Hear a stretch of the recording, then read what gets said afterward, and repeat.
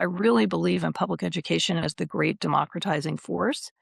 And I have personally experienced situation in which my faith in the system was nearly broken. And in that long experience, I learned that what I had was my integrity. And I woke up every day, and I still do every day with my integrity.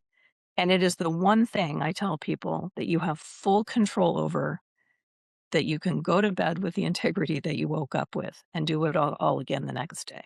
Hello, everyone, and welcome to this brand new episode of IngenioUs. I'm Melissa Morriss-Olson, your host. Today's conversation is one I think many of you will find both grounding and energizing. I'm joined by Dr. Lisa Vollendorf, president of SUNY Empire State University, New York's first and only public online university.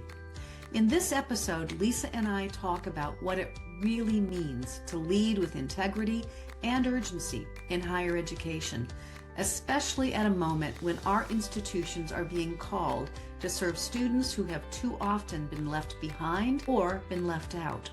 She shares her leadership journey, how crisis has shaped her values, why decisiveness matters, and what it looks like to design institutions around students' lives rather than asking students to bend their lives around institutions.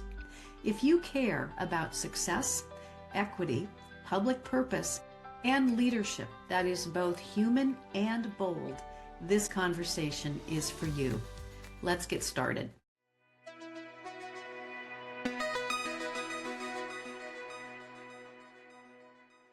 President Vollendorf, I am so pleased to welcome you today to the IngenioUs community. Thank you so much for the opportunity. I'm so grateful to be here. Now, I'd like to start at the beginning, if you will. Tell us how you make sense of your leadership journey.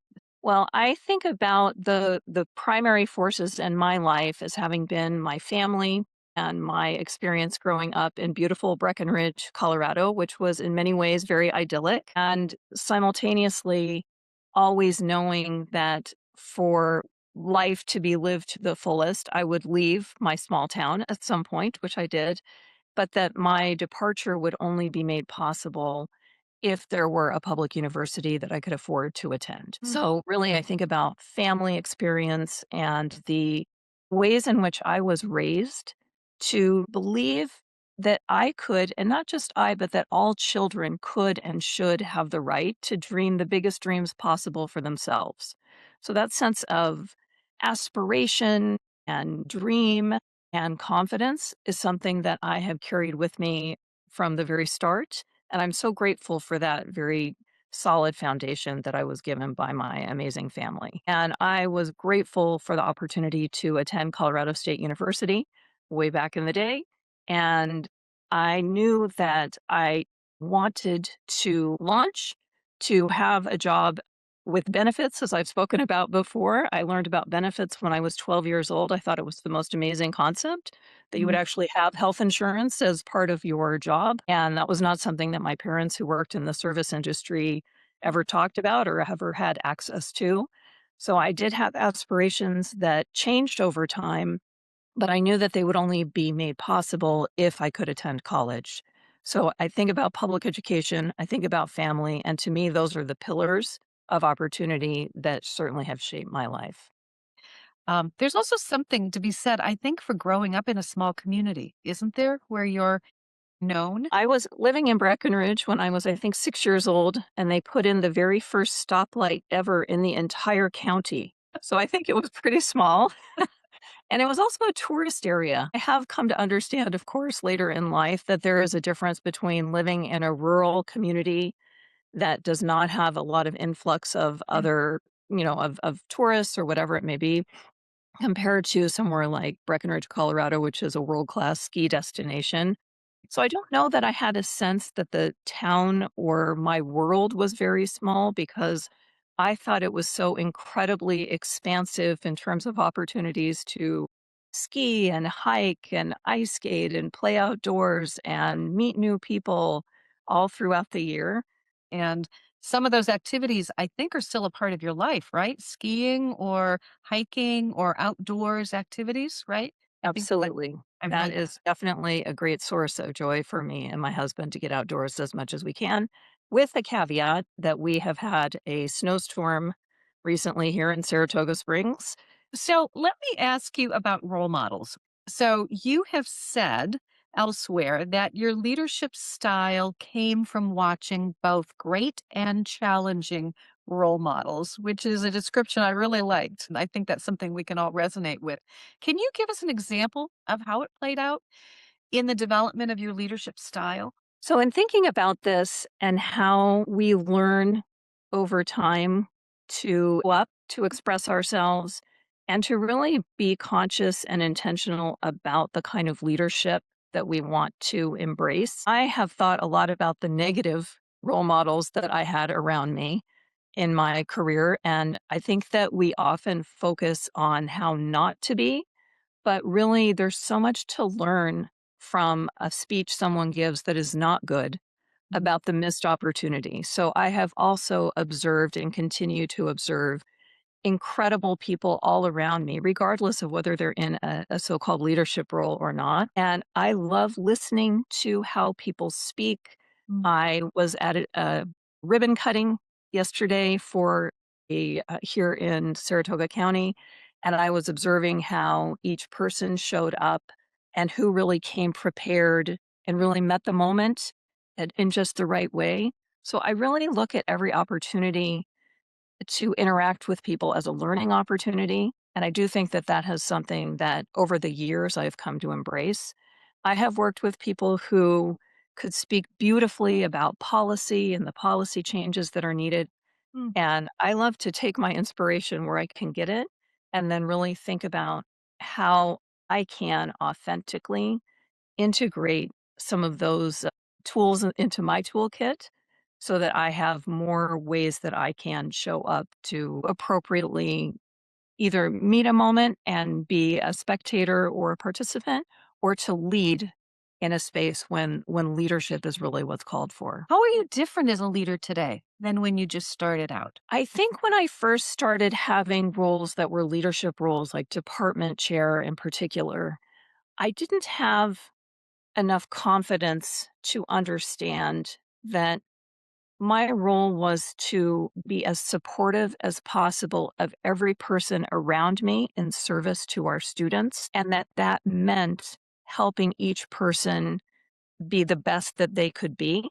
I Mm. think that I let a lot of the emotional reactions that I was having to individuals get in the way and create noise.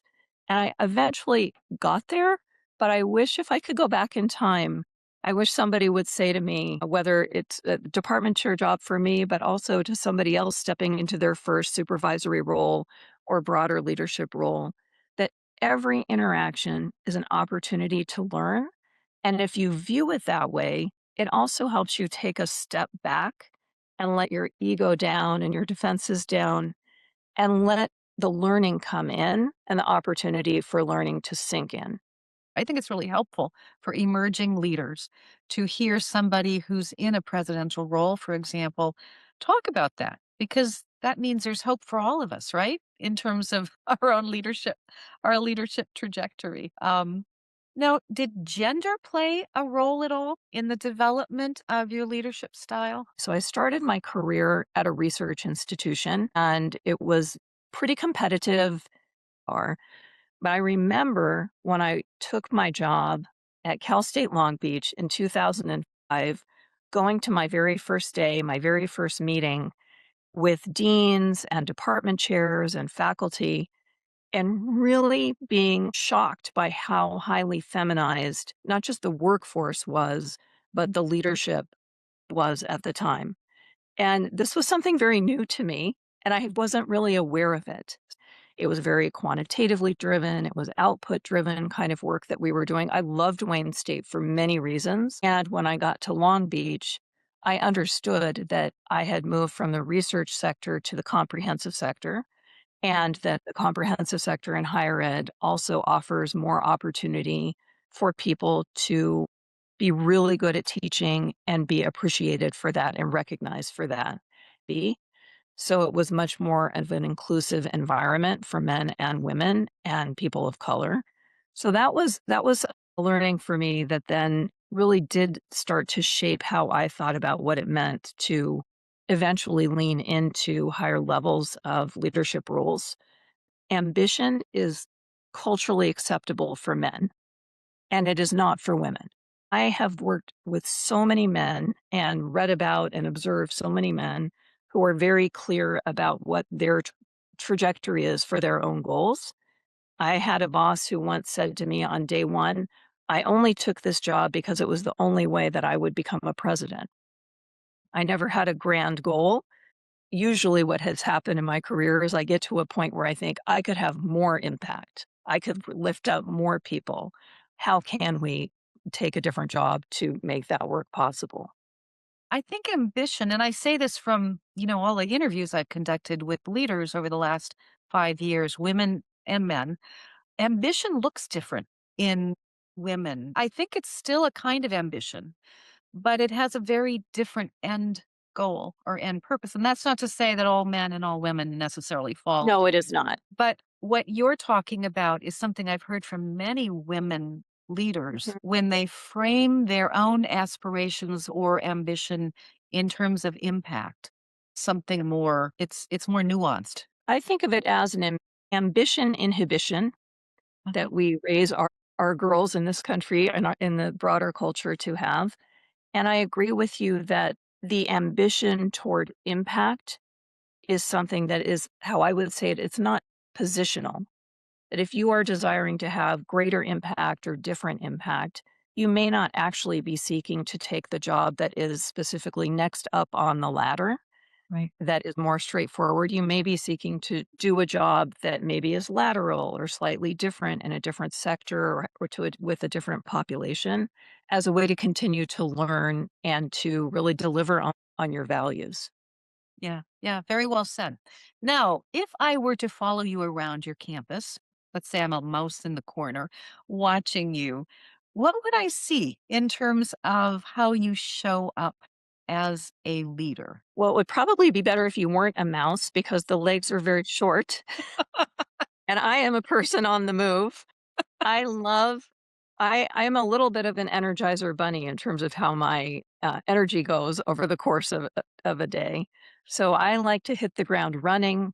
I love to interact with people at the start of the day, so I don't like to schedule meetings if I can before 9 a.m. because I like to see people, hear from them, check in. So I like to be boots on the ground, and for us, Empire State University is New York's first and only public online university. So our workforce is highly distributed. Some people do work on site in my building and around in our Saratoga Springs headquarters, but the majority of our workforce is distributed not just in New York, but really around the world. So I also pick up the phone a lot, call on Teams, which is the technology we use, and do a lot of check ins with people Mm. because I feel that connection with people is the way that I am best able to learn, but also best able to get all of the inputs that I need to feel connected to our community and to serve our students well. You'd probably be pretty tired by the end of the day because there's a lot of fun that's had in my office, and I have just love coming to work and get so much joy out of the work that I do and with and out of the people I'm privileged to work with. And I also have a lot of hard decisions every single day that are weighing on me or that I need to finally deliver on so that we can unstick problems and keep going. And I always look forward to a glass of wine. So I hope at the end of the day you wouldn't be a mouse so that you could follow me home and have a glass of wine with me to cap off the whole exhausting day so I can go to bed and do it all again. Sounds like a perfect day. I think I need to find a way to come and spend the day with you. Are welcome to. I would love that. So, what's your superpower? Do you have a leadership superpower? I find this question interesting because I really pride myself in identifying other people's superpowers and really helping them lean into not only what they're good at, but also to what they still have developmental opportunity in to help them be as good as they can be. So, to think about myself and superpower, I would say I really pride myself on listening well and taking the information in, but being decisive. I have worked in environments where decision making was not a forte, and it really can be crushing to the whole institution. So I think that the urgency I feel around the work of doing public higher education as well as we can do it in service to our students really translates into decisiveness and forward moving action that are defining certainly our work here at Empire State University right now. Well, now you had mentioned some difficult decisions, difficult challenges you have faced. And indeed, you have navigated some extraordinarily challenging situations in your career, from natural disasters to circumstances that required difficult ethical choices. I would love to hear uh, what your biggest takeaways have been from those situations. I have had a lot of opportunity to face challenges and to lead our community. In the case of Sonoma State, when we had the terrible wildfires in 2017, which now in retrospect, people talk about as the origin fires because they were the first of the truly devastating, very large scale fires that now are sadly almost routine in the American West and in Canada, as we've seen over the past few years. And from that management of our emergency operations center in those early days in that first big fire, those fires they're known as the wine country fires for people who may be familiar with that. It was Napa and Sonoma County. 6,000 homes burned in a week. 6,000 homes and other structures burned. 42 people died it was really in the first 48 hours that happened. 93 of our students, faculty, and staff lost homes, and countless others, because we didn't even count it, had family members who were impacted or neighbors who were impacted. And the university was threatened by fire, and we had 3,003 students living in the residence halls when all of this hit. So it was definitely a very traumatic time for the community. And we ran a 24/7 emergency ops center, EOC, for 7 days straight, which is pretty unusual. It's a long time to do that. And we then started to look toward recovery when we knew that we were going to be able to reopen and needed to figure out a pathway for that. A few lessons that I carry with me that I think are relevant really to how I show up every day include that it matters just as much how you engage with your community, how you communicate with clarity and empathy and decisiveness during moments that are difficult, as it does how you come out of a difficult situation. So we entered this crisis, of course, by surprise. We managed, I think, with integrity. I was the public information officer every time we had an EOC. Wore many hats, but that was one. And so handled all of the communications.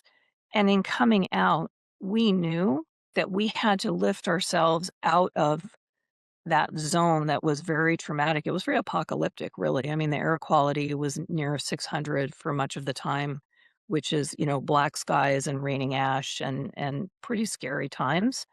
And we needed to bring people back in a way that showed the same care and concern and understanding for the crisis as we had shown during the crisis.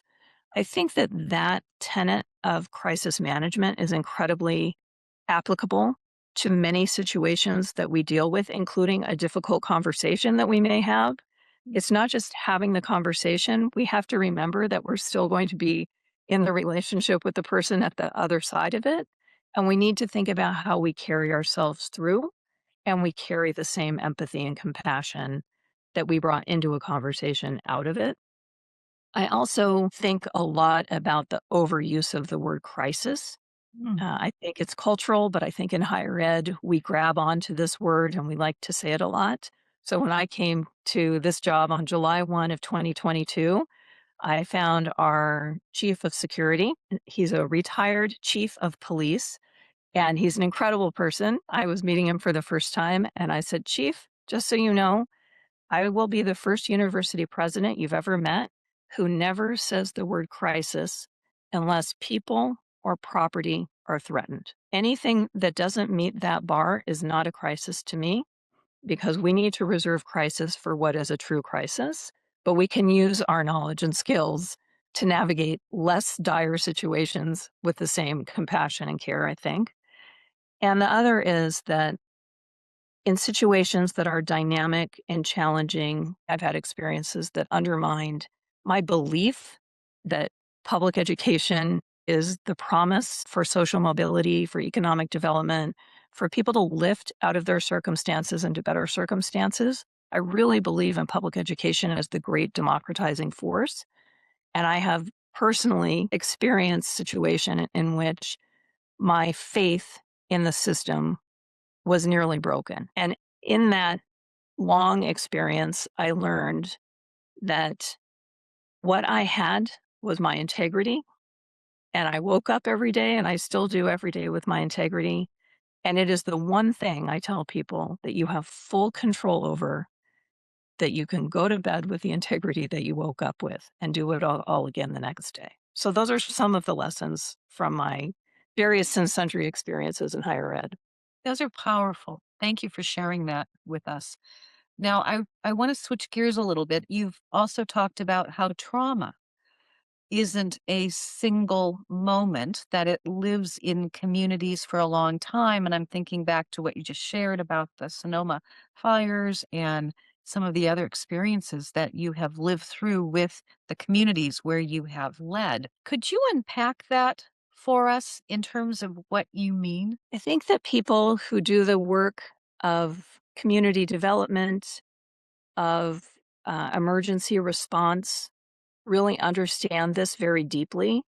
It was not something I understood until we lived through those fires in 2017 and then subsequent incidents over the interceding years. The fact is that when there is a large scale, in this case, disaster, a really climate induced natural disaster, there is a ripple effect in a community that impacts people differentially. And you can never know what somebody's experience was, in which case you can never know how they're reacting to something that may be a trigger. And I will give the example of after those fires, the electric company, because it had to find a way, we don't have below ground electricity for the most part in the entire country. And that is part and parcel of the problem of how we keep having wildfires when there are thunderstorms or when there's weather.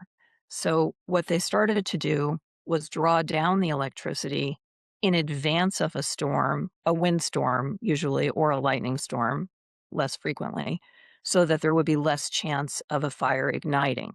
So what transformer wouldn't be hit and have the whole ripple effect that has caused so many fires in California. And when the electricity got drawn down the first time, and we needed a plan in place for the university to function to the best of our ability without electricity, people started to be triggered to the time when we didn't have electricity, when we had a collective trauma around the fires. And that you started to see that people were reacting differently based on what had happened to them or just based on who they were and the psychological impact of the event itself. So we had so many smoke days over the intervening years from other fires that were even more devastating than that initial one had been. And each time I would just carry with me the memory that I had of we went out 4 months after those fires in October 17. We went out for the first time to go wine tasting, which we had never done because we moved there and then everything burned. And the woman at the wine bar said that she had had such a traumatic experience during the fires. And we said, "Well, we're so sorry. We're glad you're okay." And that was how you would greet people. I certainly did for a year. I'm so glad you're okay, because you didn't know whose house burned. You didn't know who knew somebody who had perished. So you just would show up with empathy. And this woman said, it was so traumatic. I had to move the wine to the second floor. And for her, it was really traumatic that memory was something she would carry with her as she survived the fires. Whereas other people, of course, had much different version of trauma.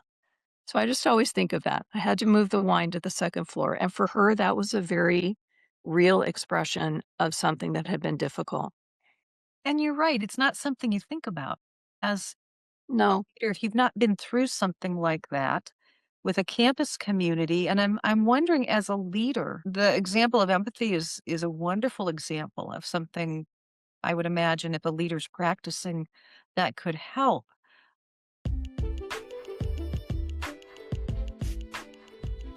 You have the experience. You've completed most of the coursework in a doctoral program, but you have not completed that dissertation.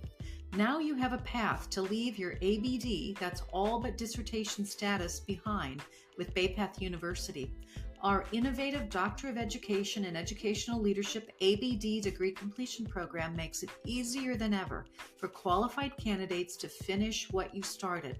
Our one-of-a-kind program builds on your previous experience with coursework designed to strengthen your innovative leadership mindset and gain the skill set you need to lead and to transform educational institutions for the 21st century.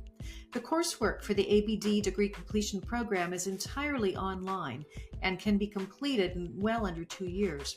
What's more, you will have an abundance of support along the way, from your dedicated faculty advisor to your small dissertation seminar group of classmates with whom you will meet regularly for dissertation advisement and much needed encouragement. With Bay Path University, there's no reason to wait any longer. Trade up from ABD to EDD and take your place among the next generation of educational leaders. For more information, visit our website at baypath.edu/EDD. Don't wait a minute longer. Make today the day you finish what you started.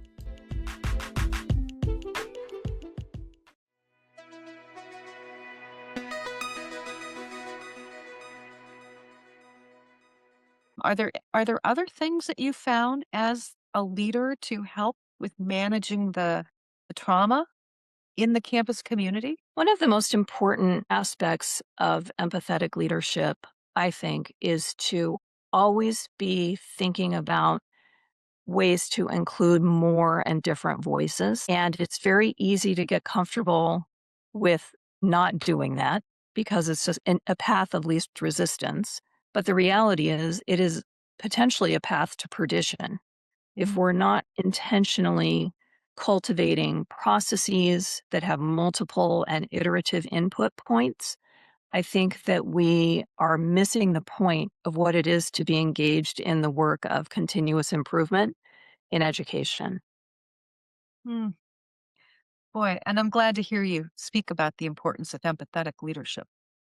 It's not something that we talk about as much as we perhaps should. And I think now more than ever for campuses that are undergoing any number of changes or transitions. So, speaking of transition, so you mentioned you came to Empire State uh, 2022 as president. I'm curious why this institution at this point in time and in your career. What was it that drew you in for this role?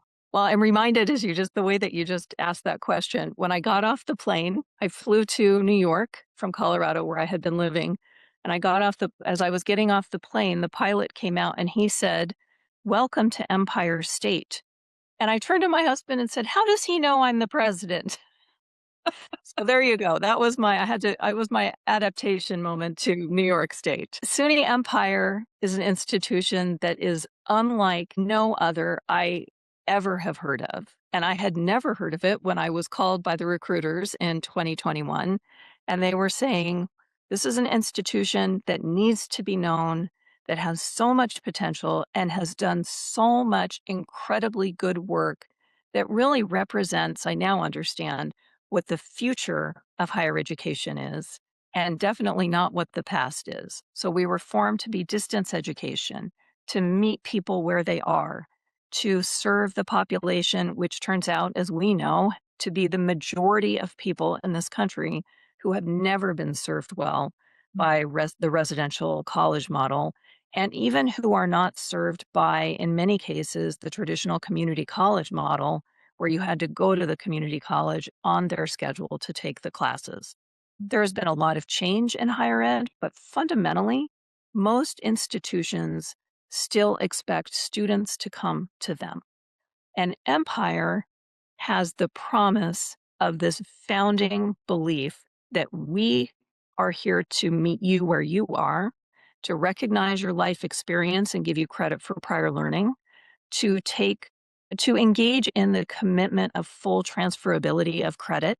So we take up to 93 credits toward your bachelor's degree, and we make every effort to help each student be on a path to achieve their goal expediently, because that is their goal, to do so expediently and with the least cost possible, which is a laudable and very sensible goal. And it's an institution that did not have clear brand identity, that had not embraced its onlineness. And I saw such potential and such promise, but fundamentally the mission of Empire to be the access arm of SUNY was something that had me hooked from the beginning. So, under your leadership, the institution has experienced significant growth. So, I would love to hear more about the approach and the building blocks that contributed to where you are today. I think some of the statistics I saw suggest double-digit growth enrollment wise. Yes, Yeah, if just you since can believe it. 2022. Yes. That's incredible. So, how did you do it? So we have grown 13.13% since 2022. And I would say that the building blocks are indeed the people. It is the ethos of Empire. Everybody who came before me at Empire, everybody who was here when I was already here, I would say to a person, we have faculty and staff, an entire workforce who really believe in the promise that Empire embodies. So that is the best building block possible. And from there, we had the opportunity to solidify our brand identity around we are an online institution. In fact, we are SUNY's leading online university. And in fact, we are the first and only public online university in New York. We have leaned into enrollment-driven partnerships, is how we talked about it 3 years ago, and today we talk about that as workforce-driven partnerships. So I think that we have a model that many community colleges across the country also have developed and leaned into very successfully. But what we have that is different at Empire is we have the ability to do the workforce development completion for the 41 million and growing Americans with some college and no credential. We are here to help people get their college degree, and we respect the journey they had until now, which is not the case for many universities where you have to start again because they don't take your transfer credit. They certainly don't give credit for life experience or prior learning. So we have the whole package. And really, what I felt was needed was some galvanization around defining with clarity what our university does, who we are, what this ethos is of lifting everyone up and serving learners of all ages at all stages of life. So we've invested in marketing, we invested heavily in solidifying our brand, and we have definitely invested in building our public profile so that more people know that this is a university that is here to serve them, regardless of who they are and where they are. Well, it's definitely working for you. Whatever you're doing are the things that you obviously should keep doing. I I'd love to hear your thoughts on uh, where online learning is today. Are there still things that are misunderstood about online learning from your experience? So I testified recently in front of a committee in the New York State legislature, and I was asked a question that I found actually confusing at first. And the question was, well, we know that all of our in person programs are high quality and meet workforce needs in our communities. So we know that's a fact, but we don't know that about online. And so it actually took me a moment to understand that the question was really about quality. And I think that there's a legacy from the early days of online programs. I mean, Mm. we all saw degrees essentially being given away, and there were a lot of for profits in the space that came and went, but certainly drove toward negative reputational aspects of online programs and online institutions. I also feel that that is a generational attitude because my experience is that people younger than I will put it that way. I am solidly in my middle age. I'm clinging to that descriptor. People younger than I am don't have that same baggage. Certainly understand, like the 41 million Americans with some college and no credential understand that college has not served everybody well. And that was indeed in person college that didn't serve people well, such that they had to drop out or stop out. So there is a little bit of a legacy that's a burden, but for the most part, what I see is that each generation and with each passing year too, people embrace online learning as being high quality, at least from what we offer at Empire State University. High quality, highly affordable, very convenient, very flexible. It meets you where you are and you can live your life. This is what our students say. I can live my whole life and get my degree, as opposed to stop my life, which is not realistic, to get my degree. Yeah, it's powerful. I've been teaching online since 1999. I taught my first course. It was not a good course, my first course. Well, Well, it was. probably wasn't, but we had to start somewhere, right? Exactly. And I now teach doctoral students online. And I had a seminar with my doctoral students a couple nights ago. And I was struck because the students were all sort of where they are in their lives while they were participating in the seminar. And I could see children in the background. I could see, one of my students was he had to take his son to a soccer match in Puerto Rico, and he was engaged, but he was there on the soccer field on the side. And I said to them, one of the things I love about teaching online is that I get to see you in how you're living your life. You bring your whole life to the classroom, and that's a part of your learning experience. And that's something you don't see in the on ground campus experience. Students show up 360, and I think that makes for a richer learning experience. So, I think that's magnificent. And what we hear from our students too, just to build on the richness that you just described, are matriculated students. So our students who are getting a degree are age 1489 currently, wow. and everywhere in between. And so students often will speak about the richness of the interaction on discussion boards or in group projects, whatever it may be, with people from completely different, not just walks of life, but also stages of life. And Yeah. I was we have a very large opportunity program that include we're serving around 1,000 students at a time in it. So not just educational opportunity program, but much more robust. We have military and veteran. We have for foster youth.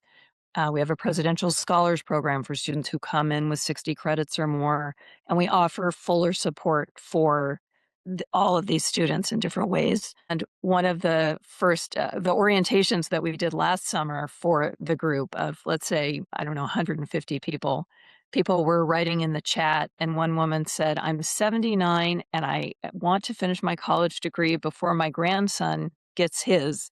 So I'm signed up at Empire and I'm very nervous, but I'm ready to go. And 100 other students piled on. Where do you live? I could come, we could do a study group. I'm only 10 miles from where you are. We're here to support you. And these were, again, people, all the humans, all Yes. coming together in sight of the same goal. Yeah. No, it's terrific. It's a, uh, yeah, the opportunity for community building can go really deep in the online classroom. So thanks for sharing that example. I want to return to something you said at the outset and how you have spoken openly over your career about the need to rethink higher education's structures and particularly the ways that they can unintentionally exclude or limit certain students. So I know this is very important to you from what you've said. Are there some particular policy fixes that you care about that you think could make a real difference? Well, let me get my scroll of policy fixes and I will read to you from it. Yes, there are so many ways in which we put up barriers for current students and prospective students. And not only that, but there are so many ways in which higher education is so rooted in our elitist past that we don't even have an awareness of what those barriers may be. We don't express to communities large and far that every single kid should dream the dream of college if that's what they want to do. We don't open our arms wide and we don't go deep, and our structures are filled with unintended barriers. All of them are. Ours are at Empire, and every day we're looking to take down those barriers and build better support for our students. But it's, I think, a reality of this great experiment of public education overall. We haven't been in the business of public education for all that long, only a couple hundred years at this point, and there's a lot more work to be going. And really, if you think about this promise that everyone deserves the right to a high quality education, is something that requires a lot of ongoing improvement and iteration. And for me, one of the foundational problems that we have, especially in our public sector, is that our institutions are all measured exclusively on a very small number of data points, including first time, full time student success, which is for us 1% of our student population. And yes, we should serve that population well, absolutely. But we have an obligation to serve all of our students well and all of our populations well.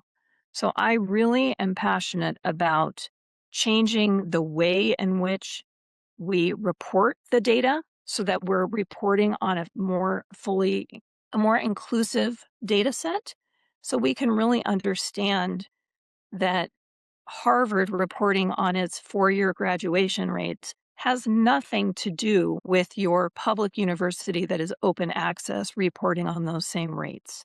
That we really need to have different data that we collect and report on. But even more than that, we need our institutions to shift toward being student focused. And we should not be focused on institutional success, but student success. We Mm, should be handing off students when they're unable to continue at their residential college to an online public university that PS is going to be a lot cheaper for them and a lot more flexible and could help them get to their goal. And there is not an institution out there. And if there is one, I invite people to give me a call directly. I would love to partner with an institution that recognizes that most students are not going to return to the institution after they drop out, mm, and no amount of effort after a certain point actually gets them back. And this applies to Empire as well. But if when a student is dropping out, especially when we know when they're withdrawing and they're filling out the forms, if we can say to them, "Look, there's another place for you where we could do a handoff and you could succeed, and you may not need to go immediately. You may need your 6 months off, but we can help you get to your goal." I would love to live in a public education sector where that was the norm. So we just have a few minutes left, and I want to spend our last few minutes talking about women's leadership. As you may know, this in this current season, I'm talking only to women, women leaders, mostly women presidents, and I know that you talk with the EDD students there on your campus, and I'm assuming many of them are women. I'd love to know what advice you give them, what wisdom you pass on to them, particularly those that might be looking at you or other women presidents and wondering if that's something that they should consider. The EDD population is such an important population for the future of good leadership in higher education. And I appreciate that you shared with me that your students listen to your podcast, part and parcel of their own educational experience. I do think that learning from others is incredibly important. As I shared at the beginning, I have a clear intentionality that I have carried with me now for decades around learning from others, folding that learning into my own way of being or my own toolkit, and in most cases into my own decision making and understanding of my university and its challenges and its opportunities. And some of the advice that I like to share with people, I always talk about integrity. It's incredibly important to me. I have worked in environments where I felt that there was integrity that was lacking, and it really was very destabilizing to me and personally and professionally. So I recognize that to me, this is foundational. So I tell people it's so important to know yourself because we talk a lot about authentic leadership and authenticity. And we all know, I mean, our kids know, our dogs know, we know when people are not authentic. But to be authentic and to show up with confidence, you really have to know who you are foundationally. So I really encourage people to know their why. My why is definitely about the promise of public higher education. The promise that in my family, for example, all four of us, me and my three brothers, we all were privileged enough to go to college. And we were raised to have the confidence that we could eventually, if we wanted to, have a seat at the table. Does not apply to many people. So I recognize that I come from a place of privilege in this regard. And I also recognize that that confidence that I have has a flip side of seeing that for the most part, the tables I was at were filled with men. So I think that having an ability to be self reflective, to understand what your values are, and to really think about what the best role is for you in a given point, but also what the next role may be, and to be open to your journey is one of continuous improvement, I hope. Your journey is one, for me, of impact.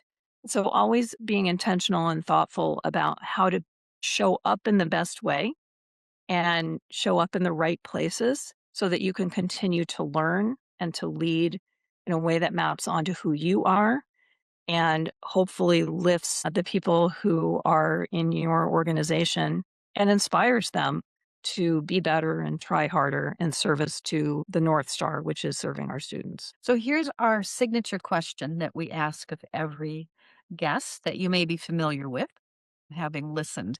As a woman leading in higher education today, what do you believe is your most important contribution to the future of the sector? And how do you hope your leadership will inspire the next generation of women leaders? I hope that by keeping my eye on the prize of how we serve our students, so I hope that people are inspired to have a big vision about the potential of public higher education and that they can help others be inspired to grab onto that really important dream of bringing more people into the umbrella and helping all the children in all the schools anywhere have the dream of college. To me, that is the gold standard, inspiring others and doing so in a way that is true to who I am, true to the mission of my institution, and true to the promise of public higher education. So I hope to inspire people. I would really like for all those policies in my scroll that I'll show you later to get fixed so we can serve more people with integrity. And I would love for more institutions, more leaders across institutions in this country to really be thinking, start thinking differently about how to be more flexible, how to be more inclusive, how to do the things that Empire has been doing now for more than 5 decades in service to people from all walks of life. Because what we have been doing has been very narrow and very limiting and frankly, very elitist at the end of the day. And I would love for the 38% of people holding bachelor's degrees to turn into double that by the time I'm done with my career, because I think it's possible if we work together and we help people see the promise and we help everybody see that they have a seat in a college somewhere in this country, and they're certainly welcome at Empire State University if nowhere else. Lisa, I am inspired. You've inspired me. And I'm so grateful for your presence here, your willingness to share your story and your experience with our guests. So, wish you all the best in the upcoming holiday season. Thank you so much for your time, Melissa. It's just been such a pleasure. And that's a wrap on today's IngenioUs episode. A very big thank you for tuning in and sharing this time with us. Don't forget to stay in the loop with our Center for Higher Education Leadership and Innovative Practice, the hub that brings this podcast to life. CHELUP is also behind the free monthly webinars on all things cutting edge in higher ed and offers some terrific certificate programs to boot. Have you checked out our YouTube channel yet? It's where the magic of our top-rated episodes from past seasons comes alive with video interviews. Hit that subscribe button so you're always in the know with our latest, greatest content. Like what you heard? Take a moment to rate and review IngenioUs on your podcast platform of choice. Spread the word to your friends and colleagues and invite them to join our IngenioUs circle. Until next time, keep innovating, keep inspiring, and keep making a difference. Stay safe, stay connected, and above all, stay ingenious.